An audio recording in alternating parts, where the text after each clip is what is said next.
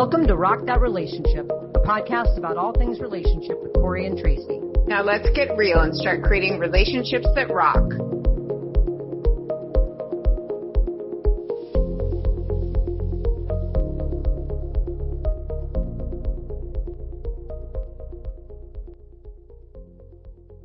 Hello, everyone, and welcome to another episode of Rock That Relationship. We are in the midst of our season on divorce, navigating divorce, the logistical, the legal, the emotional, the transitional, all the things going on with divorce. And we have had the pleasure of having guests on that have great expertise. And today we have another wonderful guest on, Ellen Rothstein, who is a life transition coach, who's here with us today about talking about all the transition and the change and what happens while going through the divorce process. So Ellen, thank you so much for being on with us today. Thank you. I am delighted to be here. Awesome. Well, we were thrilled when we came across your profile because we thought, oh, you're the perfect person to talk about this life transition stuff. So maybe you can start by telling us a little bit about yourself and what you do in relation to life transitions. Sure, I'd be happy to. I am a certified life transition coach. I help people who are facing any type of transition, divorce, job loss, retirement, new baby, empty nest, moving, whatever it may be. I help them to get through it with some new clarity and some more positive attitude, basically. Prior to this, I've worn a lot of hats. I've had a very varied background, which is great because I can pull from that when I'm working with my clients. I'm an artist. I have a BA from the University of California at Berkeley in painting. I was an exhibiting painter for a long time. Also worked in advertising, also digital media, also with architects in design aspects and client relationships and marketing as well. So I have a lot of life experience to draw upon, as I mentioned, to work with clients. I live in San Francisco. I have 2 grown sons. I think that's sort of the quick version. That's awesome. And so when you actually work with people one-on-one, is that right? Yes. Okay, awesome. And can you do that virtually? Yes. Okay, cool. In fact, most often these days it turns out to be virtual, and which is great because I can work with people globally. Right. And even if I'm local, I don't want to drive. My therapist only lives 10 minutes from my house, but I don't have time. I'm a lawyer. I need to do this test, do my therapy, and then get back to working. So I think it's a great service. When you're working with people transitioning, having a big transition, like what are the typical, is there something typical, even if it's, regardless of what kind of change they're going through, are there typical things that we see in a transition, like stress, anxiety? Definitely. But first, if it makes a difference if the transition is your choice or if it's being forced on you. That's a good point. It's hard no matter what. Nobody likes it. But if it's not your choice, then it involves a whole bunch of other unexpected feelings. You have to sort of separate those feelings out from what this change is going to make you feel like anyway. So you've got sort of a double whammy if it's not your choice. I hadn't even thought of that. Let's go over that again. I think that's so important, right? So if you're going through a big change, first you have to say, is this my choice? And is there anything I can do about it? I think one of the hardest things for people is accepting the fact that it's not their choice and they can't change that. So, if it's not their choice, you work with them to accept that. This is your reality. Whether you chose it or it happened to you, this is where we are now. Absolutely. And I think one of the hardest parts in those scenarios where someone did not choose this is for them to have an open mind that things could actually work out well. Is this tendency to assume the worst if it wasn't your choice. If you've been forced out of a job or you've been left by your spouse, you think this is only going to go badly. But that isn't necessarily the case. Once you sort of unpack that feeling, right, and start to focus on the reality of what you're facing, and you may end up with a better job, or you may just a better spouse. a better life. All those things. Like, bye, Felicia, see yourself out. But I am a divorce attorney, so I find this interesting, and I never thought of it in that way, but the second you said that, it clicked. Like, what so many of my clients are doing is clinging on, right, to the anger or to the this should have happened. I dealt with that yesterday. They were divorced years ago, and we were just finalizing the divorce decree stuff, like selling the house finally after 3 years, and I'm like, okay, this is going to free you. I know you don't believe me, but you will feel better, and you've been tied to this, right? And then she's like, but he's so horrible. I'm like, who cares? He can be the most horrible person on the planet. Like, you're going to be done, right? It will let you go on. Letting go of that. It's familiar. It's known. And the lesser of two evils to stay in that familiar place. Right. But with some work, particularly if you are getting support beyond just your family and friends, if you can hire a professional therapist or coach or whomever to help you get through that and separate out what is this stuff you're hanging on to because it's so familiar, right? And begin to think about what could be in your future. And people are scared of that, but if they work with like somebody like you and you say, okay, here's a mindset shift, right? It may be wonderful. Like, we don't know. And even if you had stayed in that situation, that might have not been great. Like, I'll just tell one more story and then I'll be quiet, but I talk about this friend all the time. She ended up paying $1 million. Like, she had to get out of her marriage, right? And he had left her. And when I was with her as a friend, like, she was so unhappy, right? And I think it's because of the way it occurred. And we were literally hiking the other day. She's like, I am so glad I'm divorced. And I've been dating this new guy for a year now. And she's like, I had no idea. I was with that other person for 17 years. And I didn't know that life could be different. She's like, I am so happy now. Like, she's so happy that the divorce happened. And her life is so much better for her. I think that's very common. I really do. I think a lot of people, when they have the benefit of time, can look back on their recent past and say, wow, I never thought this could be possible. But one of the reasons it's possible is because they went through a lot. They did a lot of work on themselves internally. That you leave that bad marriage and you're in a new good one. There's a lot of work that has to be done on an individual growth basis. And some of it's painful, but well worth it. Well, I think about, like, what you're saying is, I was in a job for a really long time that I was just, I wasn't happy in, but I was scared to make the change because I didn't know what was ahead. And the idea of, like, that security and stability was more comforting than the unknown. And so it ended up being that it wasn't my choice. The units consolidated and a bunch of people had to leave anyways. And I was one of those. And I said to myself at the time, I said, and I'm not a really religious person, but I'm spiritual. And I was like, sometimes the universe helps us make decisions that we wouldn't otherwise have the strength to make. And for me, once I did that, I realized that, like, if I realized that some of these things are maybe for my best interest and to take advantage of the opportunity of the change versus being terrified of it, it did help me change that mindset with other life changes ahead. And I know that's really hard to embrace because most of my life I've spent terrified of change and staying in things far longer than I should because it feels like what you're saying, Ellen, really familiar, right? That's my story as well. I'd been working in a media agency for many, many years, and then they had layoffs. And I thought, oh, this is not good. This is definitely not my choice. I need a full-time job with benefits. I was terrified to do anything else. I had considered life coaching, but I thought, oh, no, I can't do that. I'd, taken some courses and so on. But then when I discovered that in San Francisco, it's hard to get hired as an older woman in a young tech town. I was faced with the fact that I'm getting to the finals of interviews, but I'm not getting hired. So what do I really want to do? And then I realized that when I thought about what I cared about most in my job, what made me happiest, it was being a liaison between people.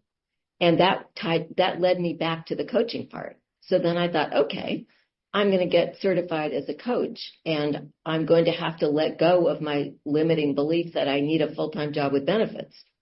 And I became a coach, and I've never been more fulfilled or happy. I have flexibility schedule. I get to connect with people. I get to write. I get to do podcasts. Now, there's a downside. My finances are not as secure as they were back then, but I'm a much happier person. And who would have thought? Yeah, Corey and I have that discussion all the time because I don't know that being a litigator is my best self, but I am like, oh, well, it's security, or oh, I'm learning, or oh, I'm doing this. And yes, I think the universe does step in sometimes and help you to make that decision, right? So you were drawn to it and you saw, okay, I'm drawn to these parts, the talking to people, the helping people in the tech world transition to do their own transitions, right? Or like, let's make this process smoother. And I think like something that's helpful to people going through transitions, and correct me if I'm wrong, but like is every day getting up and looking at, okay, what do I have? I was talking to my ex-girlfriend yesterday. Like, look, you're in a job now that you love.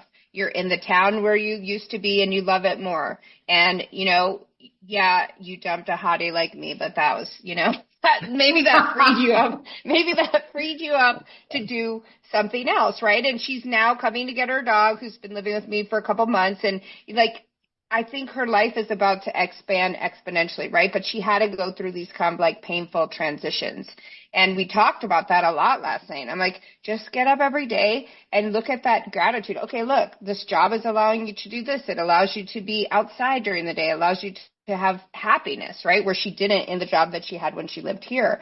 And it is scary. And I think it's so scary for people to say, like, I'm not going to have job security, but you're happier. You're saying this, right? Like it's terrifying. And then when you get to the other side, it's like, oh, that wasn't so bad. Right. You dive in the pool and you actually come up for air. And you look at the benefits, because you just said, you listed off like 8 benefits, right? Even though you have less money or less job security, you seem like you have a lot more benefits. Right. And I think part of it too is when you're going through that transition, keep your eye on the prize, the longer view, which may not be clear at the time. Mm-hmm. You have to believe that there is going to be something worth getting to. But while you're going through the transition, you also may want to hang on to some familiar structure, life structure. Mm-hmm. If you're, say, a runner, you still want to run every day. Or if I go to the gym, I still, no matter what, I find a way somehow to get there. Mm-hmm. Maybe it's that. Maybe it's, talking to your sister on the phone. Whatever it is that grounds you in some familiar routine, some familiar structure, so that you don't feel completely rudderless. Mm-hmm. Also not stuck. I think so many people get stuck. And it's very common. Yeah, I want to bring up an example that's about Corey. When her mom was in the hospital and not doing well, she was walking, and that upset some relatives, right? And she's like, I don't care. I'm going to get up at 4 o'clock, 5 o'clock in the morning. I'm going to do my walking because it's the only way for me to it's like something that I do in my regular life. It's the only way. And I watched, like, that helped her to deal with that transition so much better than otherwise. And had she given that up, I think she would have been so much worse off. And people could say, oh, it's just walking, right? But it's something that is comforting to you. Running is comforting, walking, going to yoga. And people look at it like, oh, you're not paying attention, or you're not taking care of what needs to be taken care of. But isn't that taking care of yourself? It's the old oxygen mask on first analogy, where you have got to take care of yourself first, or you're no use to anybody else. I figured this out when my sons were very young. I realized, oh, wow, if I don't take care of myself, I'm not going to be good for them. Mm. And for example, when I would come home from work, they were young, but I would tell them, I need to settle in. I need 15 minutes where I change my clothes, wash my hands, go through the mail, and then I'm all yours. But I protected myself, which gave me the ability to be there and fully present for them. So it's things like that where you can build in ways to take care of yourself. If you're going through a nasty divorce or a difficult transition, some kind of awful change, you really have to figure out ways to take care of yourself physically. You need to get adequate sleep. You need to exercise. You need to be eating somewhat healthy. You need to get support from family and friends. And as I mentioned earlier, if that's not working for you or not enough, get some professional help. But you've got to take care of yourself to lay the groundwork to be able to face this change or transition, particularly if it's difficult or not your choice.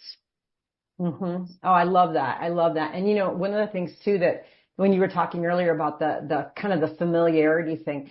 So I used to go back and forth I work in Dayton, Ohio, and I live in Arizona, and I go back and forth, and I was co-living for a very long time. And so my family would be here in Arizona, but I was out in Ohio by myself. And I remember that just kind of like my head whipping around and being like, okay, I have to have the same pair of slippers in both places or else it feels like I'm not home. And I remember that there's this one TV show called One Tree Hill. It's like some teen TV show, but it had a ton of seasons. And I remember putting it into my queue and my streaming site. And I thought, no matter where I am, I can always be with this show. And it was this very interesting sense of familiarity because I could get into bed at night, whichever bed I was in, and I could just watch this. And I felt like I was home because I was with this cast of this show. It was a very strange feeling, but it was like one thing that made me feel like no matter where I was home. And it was comforting. Absolutely. You need to find ways of comfort. Mm-hmm. Healthy comfort, not the bad kinds. That's right. Excellent point. Healthy comfort. Yeah, because like the drinking that people get into, or these bad drug like I don't know. Did you ever read that book, Wild, where her mom dies and then she does the Pacific Crest show, but she does also heroin and sleeps with, has sex with strangers. And I'm like, what? Like, I don't understand how that happened. Like, I'm sorry. Like, and if some terrible things happen to me, I double down on my healthy habits. Like okay, I've got to hike more. I have to do this. I'm so careful. My bad habits are these TV shows. And it is interesting that Corey brought that up because what comforted me during the last year I've had a lot of losses is TV shows. It's the weirdest thing. I feel like I know these people. And I'm like, oh, can't wait to get, turn this work off and watch these people. And then it's like, what? Are you crazy? You don't know these people and they're not even real. But you feel like a sense of comfort, And not only that, but that is one of the tools I would recommend for dealing with stress. Because people need tools. We all go through our various forms of stress. You're right. Some people have bad habits eating, binge eating or, drinking. Right. But if you're going through stress due to a transition, you definitely need to be employing some tools. And one of the tools I recommend is distraction. And exactly that, watching TV. I mean, there's no really bad, downside to that. Right. Unlike, much drugs. Which a lot of people go to. And that's interesting that you say distraction's okay, because there are some people that get all preachy about, oh, don't distract yourself, feel it. But there are times where you have to feel it, and there's times where you have to turn it off. Don't worry, you're going to feel it. Don't worry, that's going to happen no matter what. Yeah. Sometimes you really just need to give your mind a break. It's not productive to obsess. Right. So I'd say give yourself a break. Well, also, how about outsourcing? So, with getting a divorce, having the lawyer do the legal part where you're not having to stress. Corey's mom's situation, they've hired a medical malpractice attorney. And Corey and I sometimes talk about that. And I'm like, I'm not going to answer too much. That's for your lawyer to do. Let the lawyer take that stress. That's her job. If she doesn't want to do that job, she won't do it. But it's not your job to go through, all the medical records 20 times and figure out what happened. Outsource that stress. So I feel like in divorce especially, I would outsource the stress, get the therapist. I find therapy extremely helpful. I find coaches very helpful. I recently had a therapist, a psychic, and an astrologer, and my friend was mocking me for why are you spending all this money? And I'm like, well, why? It's making me happy. Who cares? I'm actually the money I'm spending is increasing my happiness as a human being. I became a happier person even through a lot of loss. I've had a lot of loss over the past 4 years. And when I really sit and think about it, I'm like, wow, that is a lot. But I dealt with it using therapy, using coaching, using these outlets, outsourcing some, friendship, hiking, making sure I have all of those things so I don't have a breakdown, That's taking care of yourself. It absolutely is. I'm a big believer in outsourcing. Yeah, and people get weird about it. And it is interesting to me, this was said to me last night, like, I'm not going to talk to a stranger because I suggested therapy. And then I'm like, fine, then talk to me. But I'm not a professional, right? But I've been through enough therapy for many years. I can help you. But to me, like, my therapist, and this is also what I say to people, you have to find the person you click with. You might not like you don't just go with the first person you call unless you click with that person, right? So even in your relationship as a coach, do you find that you need to be vibing with the person? Oh, absolutely. And one of the main things about being a coach is you have to suspend your judgment. You have no emotional investment, unlike family and friends. Mm-hmm. And you have to be a deep listener. Now, that's one thing that family and friends are not trained to do. Mm-hmm. And you're right. You absolutely need to click and have good chemistry. You need to feel like that coach is hearing you, reflecting back to make sure that you're being heard and what you're saying is what the coach is interpreting. But then the coach's role is really to take all of that in and everything you're not saying. And what I like to think of it is I'm looking at the dots, the behavior patterns, and I'm connecting the dots for them, and then I'm helping them to be able to connect the dots for themselves.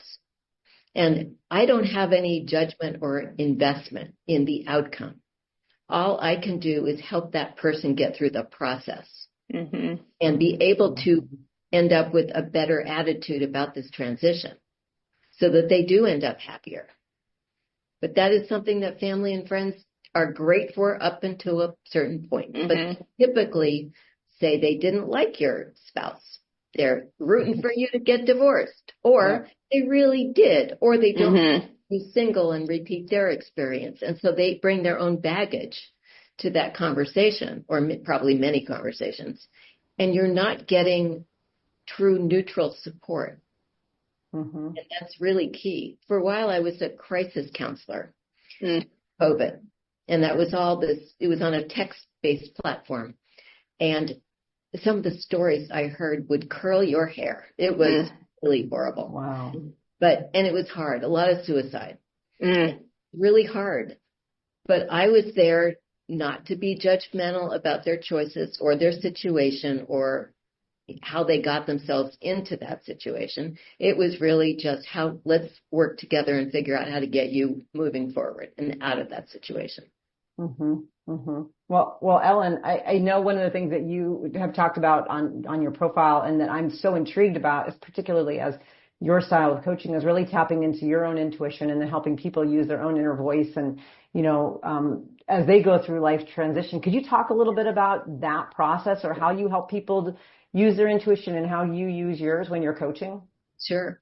An example comes to mind where I was working with a client who had taken an early retirement package. And then it came out that she really felt like she needed to go get another full-time job. She wasn't that old. She could still work full-time. But as we talked about it, my intuition was that something is going on here. There is some other reason. It's certainly not financially driven. She did fine with this package. So what's going on here? So my intuition turned out to be right. She was experiencing a lot of guilt.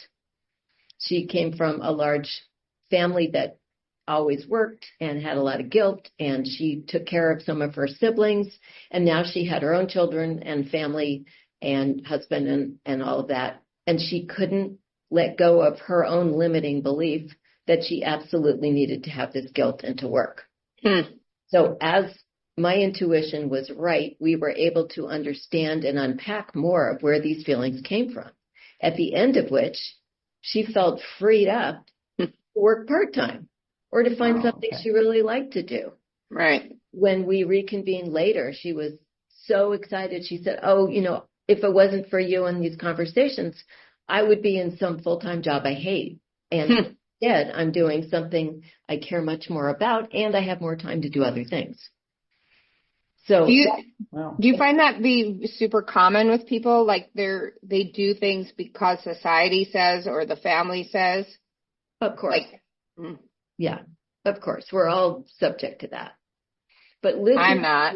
I'm a rebel. I was born a rebel. I'm not. I don't believe it for a second, Tracy. I don't. And then people are like, what's wrong? No. Why you get this? They're like, I get interviews just because they're like, oh, your resume is so interesting, right? And then I get the job, but then I'm like, oh, I don't really want to do this job. But I'm a rebel. But you stay. I do sometimes. Well, because the Skrilla is good sometimes. But that's the thing. Like, also the learning. I'm learning a lot as a divorce attorney. I'm making good money, but I'm learning a lot, and it's really helping me in life. But I've never been conventional, right? I just do whatever I want. And that has its own stress. But then I see people who are more traditional, and it fascinates me, like, that people do things that, like, it's like they're raised to be that way. Right. It's hard to break that? And you talk about inner voice. That's an example. There's many examples of people that are not listening to their inner voice. They're only listening to the external voices of society and family telling them. And you're probably in the minority. Most people are more subject to those. But this inner voice can be really useful.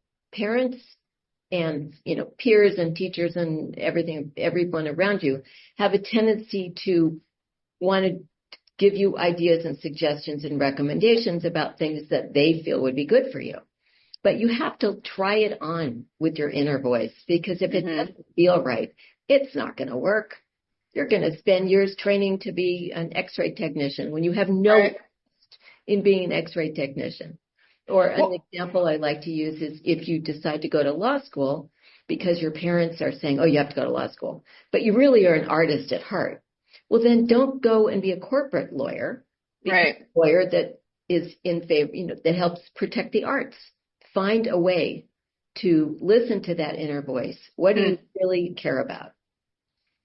That's so helpful, and I do think coaches are so helpful with that. And I just started listening to this podcast that Corey turned me on to the other day called The Manifestation Babe, and the first one I'm listening to is about ADHD. So I have ADHD. I was never diagnosed with it as a child, never dealt with it. I was just, this rebel, like obnoxious child that always got in trouble throughout my entire, schooling. And the things that she was saying were clicking so much, right? And I've only been dealing with the ADHD probably the last 2 years. And I can't take medication because I have a heart condition. But also I see that, like, the medication wasn't helping me to live to my truest self. It was pushing me to live to do things I didn't want to do. And listening to her podcast this morning, I was like, oh my God, these are gifts. Okay, I fit here better, or this is really where I should be. And I'm like, oh my God, I'm almost 55 years old, and I'm just now figuring out how to live with myself and how to get myself to that higher self. And I feel like I think they used to make fun of life coaches and life coaching, and I'm also a life coach, and so is Corey, but like, it's really like the greatest gift that you can give to somebody to help them become their highest self. At any age has nothing to do with it. You might not have been ready at 20 to think about it the way you are at 55.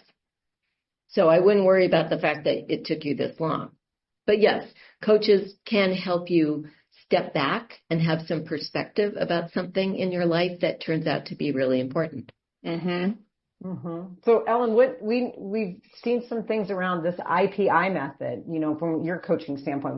What exactly is the IPI method, and how can people gain insight, particularly during maybe a divorce? Well, it stands for identify, prioritize, and implement. It's something that I came up with. It's not something I learned in school, because for me, the first thing is really identify what's important to you. Not everything can be equally important. So, for example, if you are facing, say, a divorce and a move, if you've got kids, maybe your priority is going to be taking care of them, making sure that they're making an emotional adjustment. Maybe not. You may have a lot of other priorities, but you've got to figure out what are your top priorities, because not everything can be equally important. So first you identify. Then, say you've got 10 things. Then you can prioritize. In my example, maybe it's your kids' well-being and getting adjusted to a new school, rather than, say, finding a place with a really pretty view. You've got to prioritize. Sure, it would be nice when you move, but maybe that's not as important as being close to good schools. You can't do it all. Then you implement. once you've identified that being close to schools, good schools, is more important than having a view when you're looking for a new house to move to, then you can do some focus research. Check out the school districts in the new city you're moving to, rather than what property looks pretty. Then find out how far a circumference away from that school you need to move into to get your kids into that school district. So then you can get into the nitty-gritty of implementing your plan that supports what you feel is most important. Mm-hmm. So it's 3 steps. It's identify what's important, then prioritize, because you can't do it all, and then implement to make sure that you are being true to what you care about most. Mm-hmm. And the implement part is very tactical, and I love to work on collaborative plans with clients, because I will ask them to prioritize, and then let's get into the nitty-gritty of what those steps might be, and let's see what's a realistic time frame. What can you accomplish? Say we're going to meet again in 2 weeks. You can't interview everybody in that city. So could you maybe set up some phone calls with some principals or whatever it may be? Let's come up with a plan. Okay, the first step is to get the contact information for the principals. Next step is to set up the phone calls. Next step is to write up what you learned. Just very tactical. But then you can feel like you're doing something and accomplishing something. Yeah. And that's what I was going to ask you about, is the feeling, right? It's not only you're getting stuff done, but how is that helping you emotionally with the transition? Well, you're speaking Corey's language, okay? Now, to me, that all sounded overwhelming, right? So Corey's I love that. Like, oh my God, this is great. But that's the thing. I do prioritizing their needs, but I like this better because then you have an action plan. I am actionless, right? As a person with ADHD, I've completely forgotten that I need to put anything into action. So it's really helpful. Okay, here's my buckets, right? My columns, or however I want to put it out on paper. Identify, okay, what are these issues? And I always say it is, what's the most important thing? But that's the thing, identify what is the most important thing. Is it the kind of house, or is it, so for my parents, they're in their own world, right? And for them, we moved 18 times before I was 20 years old, because what was important to them was how were the neighbors? How did this look? And they're moving now from this gorgeous house in Colorado because their neighbors have ladders on the side of their house. That's what my sister said. And they'll just move. And that's what they did to us as kids, right? And so that became, it was so destructive to the family, right? And so I think you have to say, what, especially in divorce. I mean, divorce can be so destructive, or it can be okay, right? Or it can blossom into, okay, now we're 2 families, or we're living in 2 places. But I mean, there's so many ways to do it. But what is the most important thing? So if you're a single person, is it getting back to, if you're without kids, is it getting back to, hey, I want to live the city life, or I want to live the single person's life, or you have kids. Okay, I want to make sure that my ex and I can live in the same area. Because I have clients who are like, oh, I'm going to move, this far away. In Arizona, you can legally move up to 99 miles away without the permission of the other parent. And I tell my clients, do not do that. Do not do that. Your life is going to suck. Because you're going to have to co-parent with this person, and now you're going to be driving, or you're going to be forcing your kids into only seeing that person on the weekends, because now you've removed, you've taken them away. And so I think it's so important in a divorce, especially, to identify, okay, what are these things, right? When we're divorcing, we have to move, maybe. Or somebody's moving. One of us is moving, right? And are the kids going with them? And is it most important to keep the kids together near both parents, or is it most important to keep them stable in their school?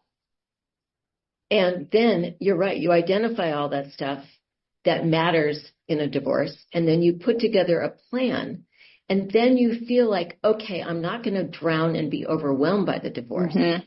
I'm going to get through it. I'm going to make some progress. And doing a tangible plan, well, it can be an Excel spreadsheet. It could be some, whatever method works for you. Right. Make you feel somewhat more in control, because everything is not in your control. even if you initiated the divorce, there's still going to be aspects that you cannot control. So let's look at what you can control. Mm-hmm. Together a plan, having to-dos, having realistic steps, not overwhelming steps, but realistic. Break them down into baby steps. And then you can look at that and feel like, okay, let's say you set a goal at the end of the week. You're going to make 3 phone calls. Well, on Friday, you look, okay, I made 3 phone calls. Mm-hmm. I feel like I've accomplished something to help get me through the transition that I feel like I have no control over otherwise. Mm-hmm.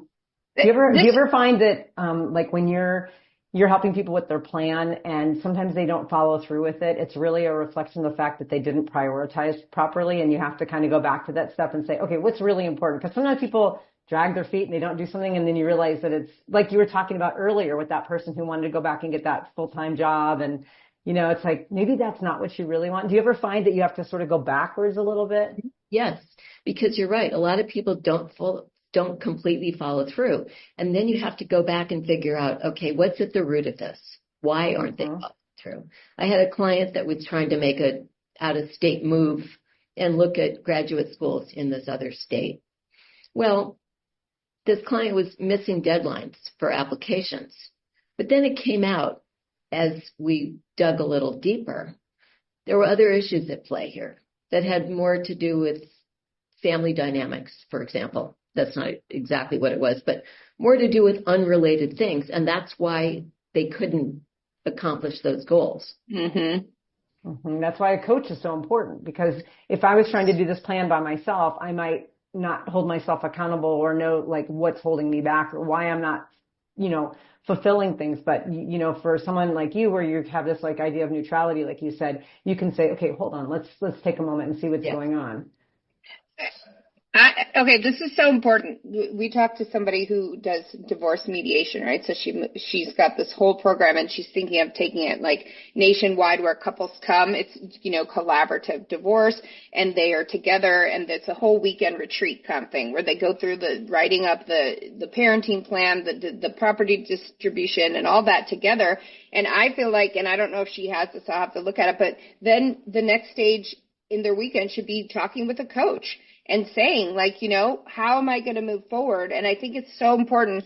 Did you write a book? And I don't know about it, but this IPI, if not, you should, because like for people, especially like me, all I think is, if I think it's scattered, right? I am like a mind of squirrels run rabid. That's right. My brain. Like, and I used to say I have like 8 tracks going, like train tracks in there, right? And so one, I'm obsessed with the Holocaust. So it's always I think about the Holocaust like every second. And so I can like be looking at you, talking to you, but there's all this other shit going on in my head. And for somebody like me, like if I'm going through something, I need this structure. So I think it's genius. I think you need to do your master class, you need to do your TED Talk, and you need to write a book, because I want to see these. Here are my columns, right? So I put everything on paper. I just even did it. I work for a paperless law firm, but I have this paper, like I have to take paper to court, and you should see it. It's like nobody else could understand it. It's like insanity, right? And the way I write the notes, and they're here and there, and they're like sideways and upside down, and like I need columns. That would help me so much with all of my life, right? And so I love it. I think it's genius. And I think, if people are dealing with like simultaneous, like a bunch of life transitions at once, which usually happens, right, with divorce or death, they have to have this. They have to have somebody who can help them, or a method that can help them. Do you agree? Absolutely. They need a method. They need a tool.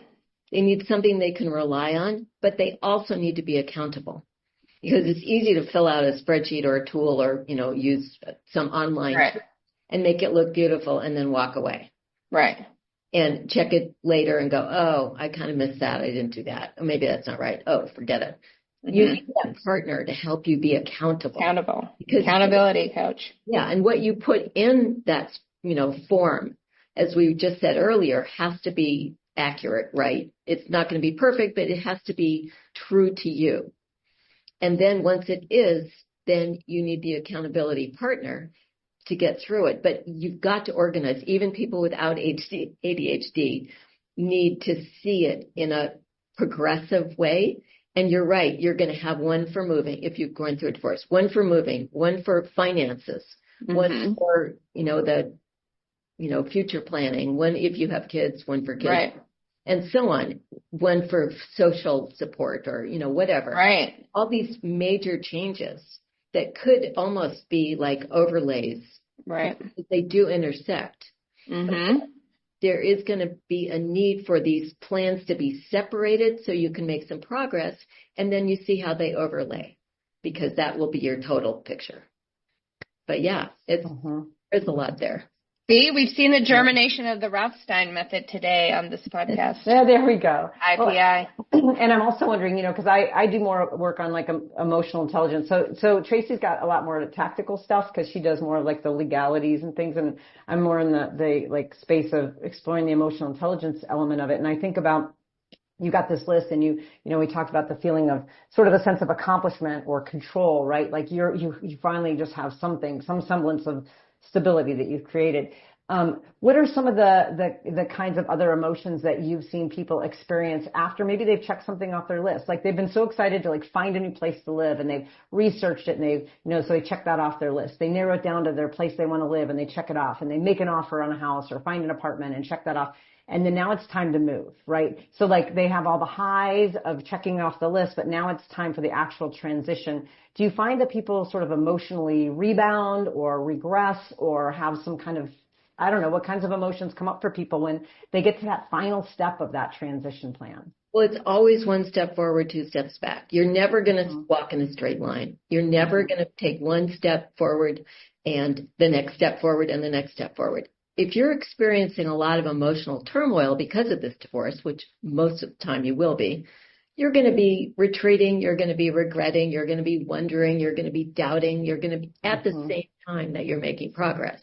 The trick is to make more progress and less regression.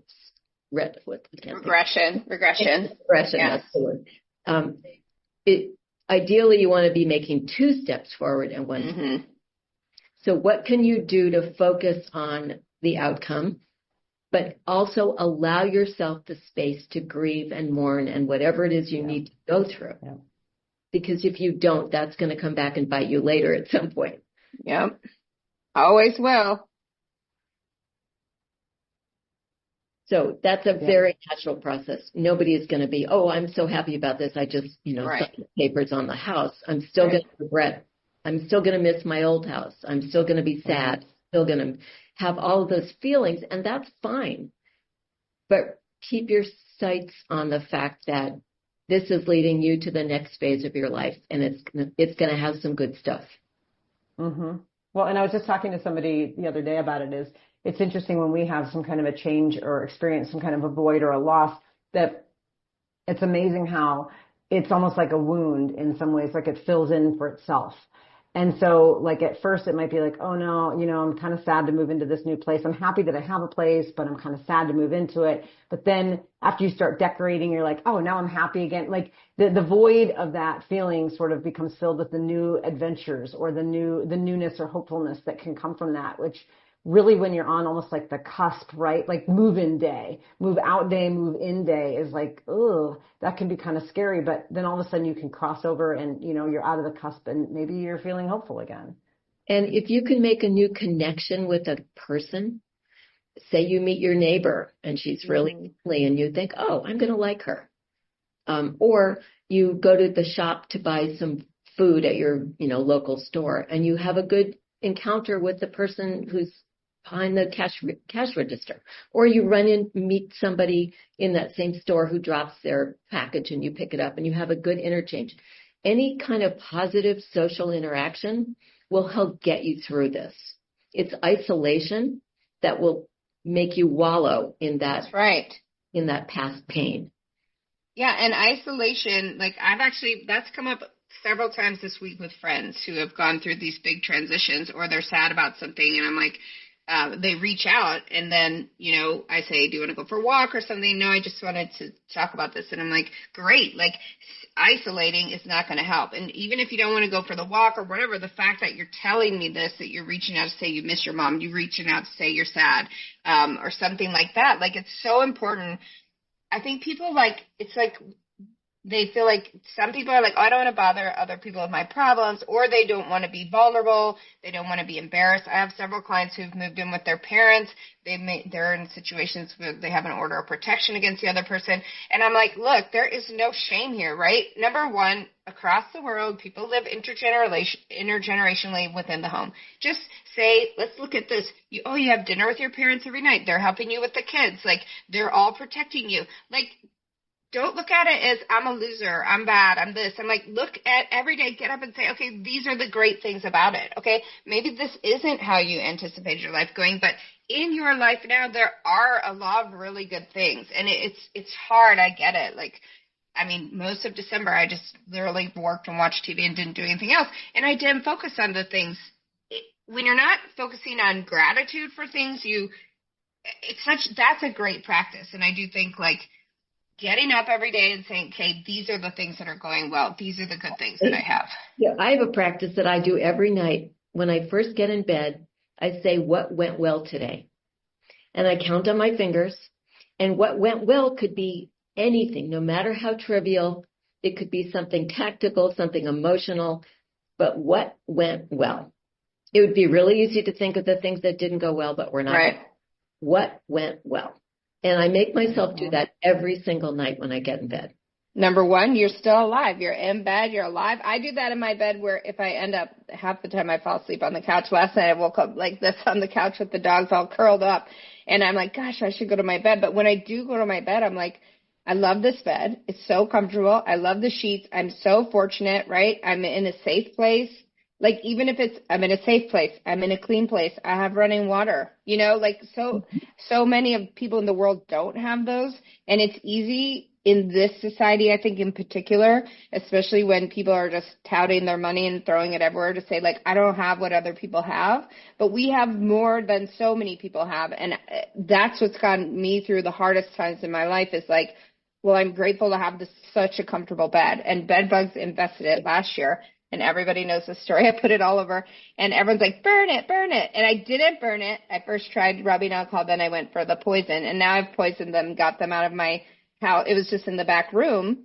And I lay in that bed now, and I'm like, I am so grateful, because I love this bed. And it was like one of the first adult bed. I think it was maybe the first adult bed I bought. Like, because I had just bounced around. I've lived this real crazy life. And so I was like, I'm not letting these bugs defeat me. And other people were like, oh my God, you're crazy. Throw it all away, burn it. But I didn't. And now I lay in it, and I'm like, I feel so much happiness there. And I think it's focusing on those things, that there are a million external things that could destroy us, right? And there are a million things that other people can say are wrong with us and wrong with our life and wrong with the choices we're making. And in the end, who's there in your bed? I mean, maybe there's somebody, not in mine, but maybe there's somebody next to you, but it's you, right? And what we talk about at end of life is, it's you. It's just you. No one's going with you. You are going to the next life alone, or wherever we go after here. Are you happy? Can you be happy in here? Right. And your gratitude, the things that, that I notice at night, could be your bed for sure, that you have a bed, and that you particularly love it. But it could also be something like a good encounter with someone during the day. Yeah. It could be a phone call with a friend. It could be, I got a good parking place. I mean, it could be something really small. Right. It's something positive to focus on, because you can't control the world. You can't make all the big stuff you want to have happen. So what can you be grateful for in the course of that day? Then you get to start over the next day. That's awesome. And you could do it at night and in the morning, and then you're going to bookend your day with these things of, like, focusing on what's great, Right. Whatever works for you, and it's very personal, and there's no right way. Yeah. I literally do. Yeah. I like watering my plants. Well, I mean, it's just the practice of gratitude, and not just with others, but with yourself, and just being grateful for yourself and for the opportunities that you have. And You're right, Ellen. I love it. Like even the little things, like the encounter, with a friend. Yesterday I was out walking and there was a bunch of deer near me, and this one deer came really, really close and almost posed for a picture. And I fumbled with my phone for a minute. I thought, oh, the deer's going to run off, but it didn't. It just kept looking at me, and I got the most beautiful picture of this deer. And I was so grateful that I had that I could share that moment with that deer. And I know it sounds kind of like very silly, but in the sense it was really powerful for me to just be out in nature, being kind of filled spiritually and, naturally with the beauty around me, and that this deer trusted me enough to be near me. And I thought, what a profound experience that I had. I was really grateful for it. And I had been previously, as I'd been walking, I had been thinking about lots of things and stressing. And all of a sudden it was like this moment of interruption, right? Like when you're talking about a distraction, but it was like a connective distraction. It was really cool. Yeah. No, that sounds really cool. Yeah. Very cool. So I know that we've kind of gone in a million different directions on this episode today, but I love all of your ideas. And as a practical implementer, there's so many things that are such good takeaways from me from this episode. So what kind of things are on the horizon for you? What do you want our listeners to know about? How can they find you? Because I'm sure they're going to listen to this episode and say, I want to connect with Ellen. I want to find out more. Where do they go? What do they do? And what's on your horizon? Well, two separate questions. What's on my horizon? I'll answer first. I wish I could be a little more specific, but it's a work in progress. There's two other life coaches with whom I'm very close. One's in Vancouver and one's in Spain. And we're working on a joint project together. It's a very nascent stage right now, so I can't really say that much about it, but that's what I've got on my horizon. I'm very excited about it. Cool. To reach me is easy. I love my email. It's ellen@ellenrothstein.com. And Rothstein is Rothstein. Ellen is ELLEN. And my website is ellenrothstein.com. And there's a contact form on my website. Somebody could reach me through that. They could email me directly. I'm also on LinkedIn, Ellen Rothstein Coaching. So I can be reached those ways. I would love to hear from our listeners, a comment, a thought, anything. I love to get feedback based on podcasts, because I love doing podcasts. So I'd love to hear from people. And if they have any questions, please reach out.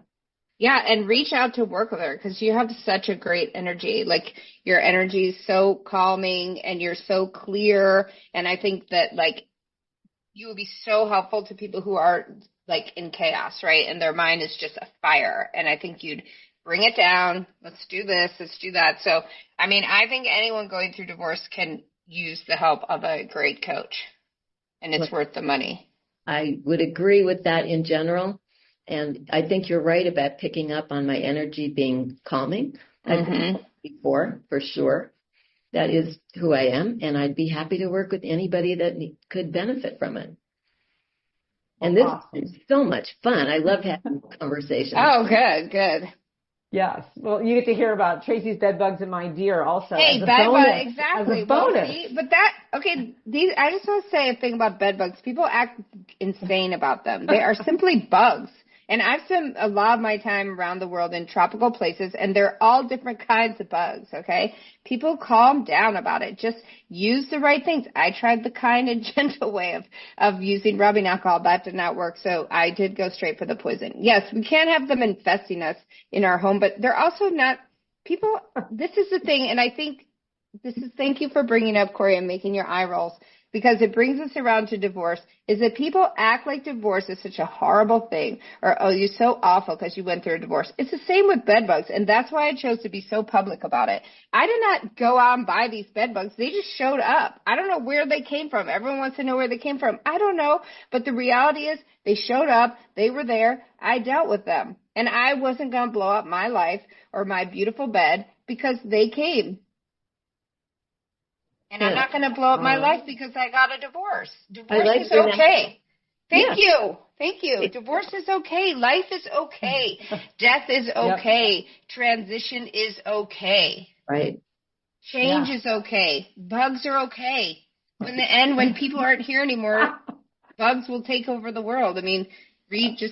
You need to read the Poisonwood Bible by Barbara Kingsolver. It's one of the best, you know. All right. Well, this has been scintillating. So, and I've learned a lot more about bed bugs than I even thought I knew, Tracy, from even just the million times. I've got more to say. Okay. You told me to shut up, so we'll be done. Anyways, Ellen, thank you so much for being on with us today. We really appreciate it. And for all of our listeners out there, until our next episode, go out there and rock those relationships. If you liked what you heard, check out our show notes for resources from today's episode. Make sure to follow us on Facebook and Instagram under Rock That Relationship, and go to our website at rockthatrelationship.com for updated episodes and more great information. Thanks for listening. Now go rock those relationships.